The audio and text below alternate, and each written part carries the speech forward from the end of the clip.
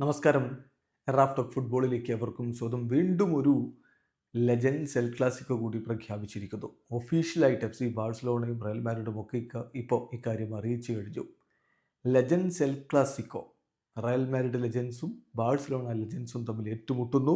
മത്സരം ജപ്പാനിൽ വെച്ചിട്ടാണ്. ജപ്പാനിലെ ടോക്കിയോയിൽ അജിനോമോട്ടോ സ്റ്റേഡിയത്തിലാണ് മത്സരം നടക്കുക എന്നിപ്പോൾ ഒഫീഷ്യലായിട്ട് അറിയിക്കുന്നത്. ഡിസംബർ 15-നാണ് മത്സരം ഷെഡ്യൂൾ ചെയ്തിരിക്കുന്നത്. ഇരു ടീമിലും മഹാരഥന്മാരായ താരങ്ങൾ അണിനിരക്കും എന്നാണ് റിപ്പോർട്ട്. എഫ് സി ബാഴ്സലോണ ഒഫീഷ്യലായിട്ട് അറിയിക്കുന്ന കാര്യങ്ങളുണ്ട്. അതിലവർ പറയുന്ന ഇനിയസ്റ്റയും ചാവിയും ഉണ്ടാകും.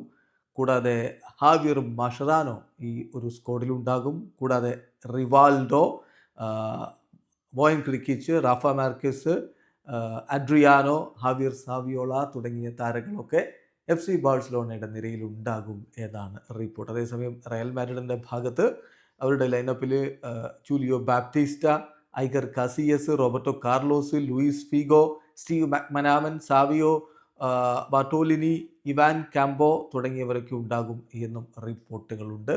ഏതായാലും ഈ മാസം അവസാനത്തിലും ഒരു ലെജൻഡ്സ് എൽ ക്ലാസിക്കോ ഉണ്ട്. അത് ദോഹയിലാണ്.